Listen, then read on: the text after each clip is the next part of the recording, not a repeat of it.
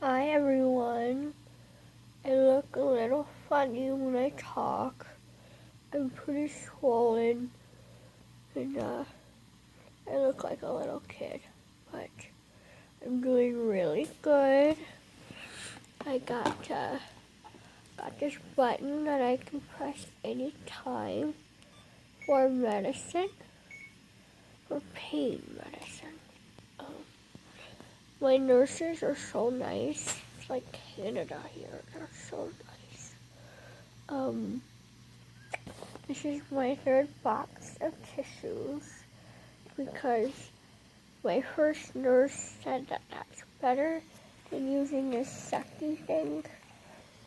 That way I don't risk hurting anything in my mouth in the healing process. And so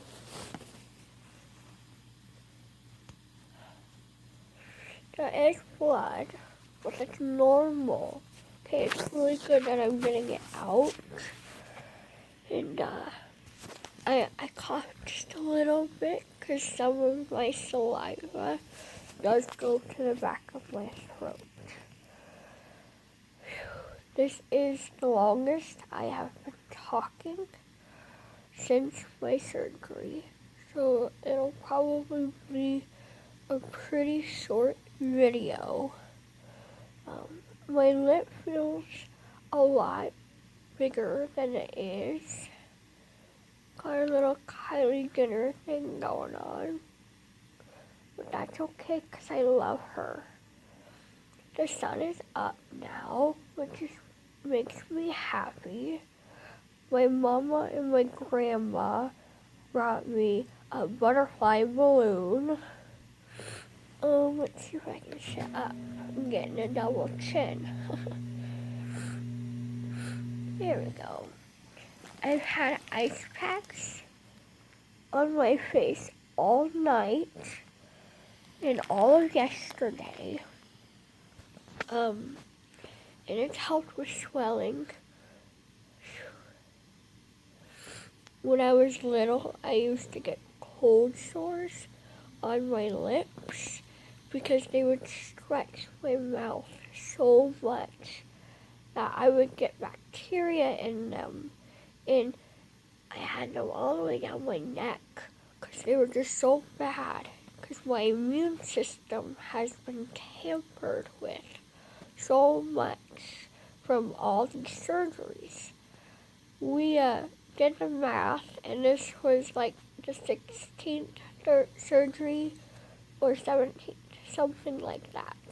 And so you can imagine what my immune system is like. So I'm just kind of waiting for a cold sore to start popping up. I'm going to talk to my nurse about taking my cold sore medicine that I brought. Last I checked, I think the pharmacy was just making sure that they were okay for me to use along with all my other medicine. I gotta breathe a little more. Let's see if I can find this thing. Headache is really bad. Put my hair in pigtail braids, but they've come out from laying in bed so much.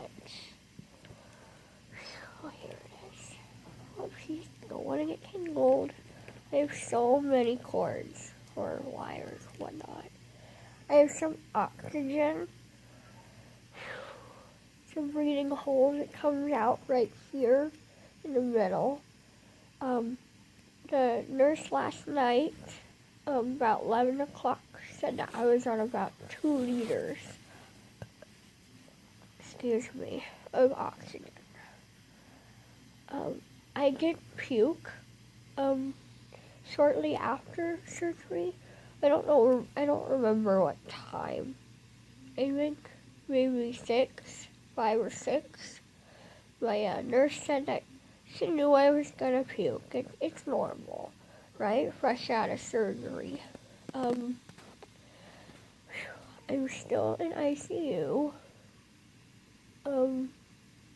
So going into the surgery, I had to take my pants off and go commando, which I didn't like, because I think I feel weird. So I asked to be rolled to the room in my bed, but then because I was going to be on a gurney, they asked me to get up and onto the gurney once I got there, which wasn't bad because it was just doctors that potentially saw my hoo-hoo or my bottom. So I didn't quite mind as much. There were a lot of machines in the room. I'll show this up.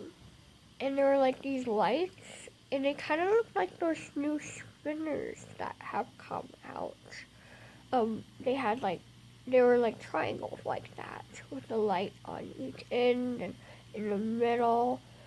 And there's two of them, and I just kind of stared at them. My doctors were really nice. This one guy, he started to tell me a duck story, and all I can remember about it is that this duck walks into a bar and asks the bartender for some grapes. And the bartender says, "Nope, we got no grapes." And then I fell asleep. So it was pretty quick. And I don't know if anyone's ever gone under anesthesia, but it's kind of like, I don't know how to explain it. You get dizzy and kind of like, whoa, and like everything starts to blur. I don't know if I can say that right. I'm getting kind of cold right now. Let's see. That's not going down. I have these things on me to track my respirations, how many times I breathe in a minute. The machine's beeping. And then I have an IV there. And I have one right there. Then I have another one over here. And one is for fluids. One is for drawing blood to do my labs, to make sure all my medicine is good and my body is not retaining it, which means my body's not keeping it in my body. It's going through my system and out my urine, which is good, because if I retained it, we would have a problem. And then I don't know what this one's for. Actually, no, I do. It's to give me my nausea medicine. So, the thing's just beeping because I have these things on my legs. They're like long blood pressure cuffs that go from my knee to my ankle. And they just tighten and let go. And that's because I haven't stood up or walked since my surgery. So it's been over 24 hours. And I just want to make sure that I'm still getting circulation down there like I would normally, because I haven't gotten up. They'll probably take, I had to have a catheter because I was in surgery for 4 hours. Didn't want to have a mess. Because sometimes when you're under anesthesia, you don't have control over that stuff.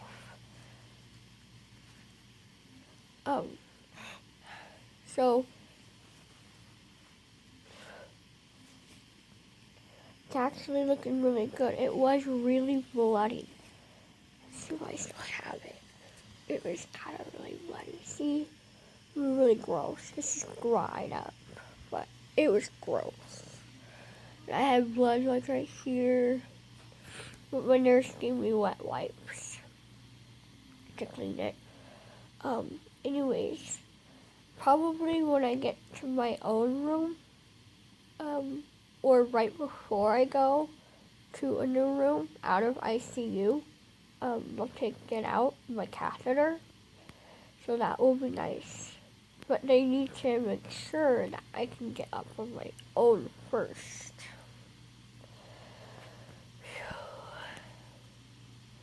Feeling really tired. At the beginning, I kept sleeping for 30 minutes and then awake for like 1 or 2 and sleeping for 30 minutes. And then it wasn't until 2 a.m. that I finally fell asleep for longer than 30 minutes. I slept for 2 hours. And then at 4, I got more meds, and then I dozed off in like the middle of her giving me my medicine.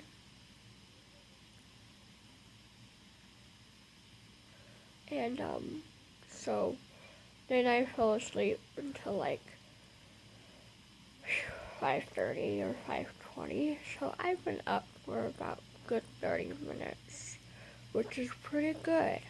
And I haven't dozed off yet, probably because I'm talking, but that's okay. My lips are dried out already, so I probably won't be talking anymore. I can feel the brackets in my face, and you can kind of see there's like a bump right there. There's one over here too.